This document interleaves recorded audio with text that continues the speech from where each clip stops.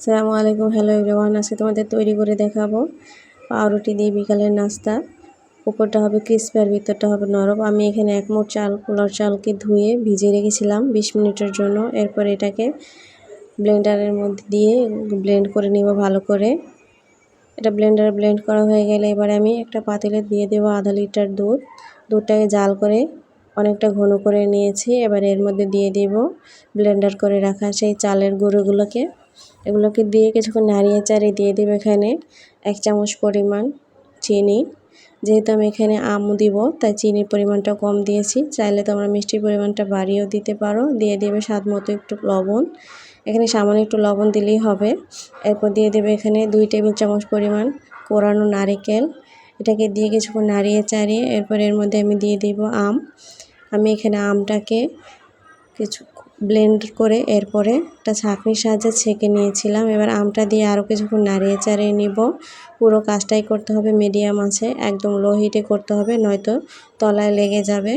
এবার এটা ঘন হওয়া পর্যন্ত নাড়িয়ে চাড়িয়ে রান্না করতে হবে। যে পর্যায়ে ঘন হয়ে যাবে সেই সময় আমি দিয়ে দিয়েছি বাদাম কিশমিশ। তোমরা চাইলে যে কোনো বাদাম দিতে পারো।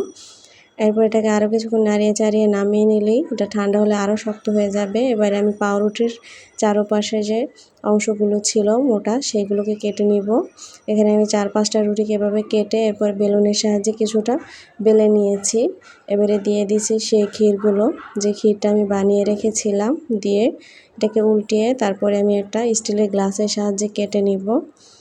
দেখতেই পাচ্ছ আমি হাত দিয়ে এগুলো চারপাশ দিয়ে একটু চেপে চেপে নিয়েছি যাতে এটা ছুটে না যায়। এরপর আমি একটা স্টিলের গ্লাসের সাহায্যে এগুলোকে কেটে নিয়েছি। আমি এরকম 4-5টার মতন রুটিকে ক্ষীর সাহায্যে কেটে নিয়েছি। এবারে একটা প্যানের মধ্যে সবগুলোকে দিয়ে অল্প একটু তেলের মধ্যে উল্টে পাল্টে ভেজে নিলে এটা উপরটা হয়ে যাবে ক্রিসপি আর ভিতরটা ক্ষীরে নরম হবে আর খেতেও মজার হয়। ব্যাস, তৈরি হয়ে গেল আমার ক্ষীর দিয়ে তৈরি করা পাউরুটির নাস্তা বিকেলে।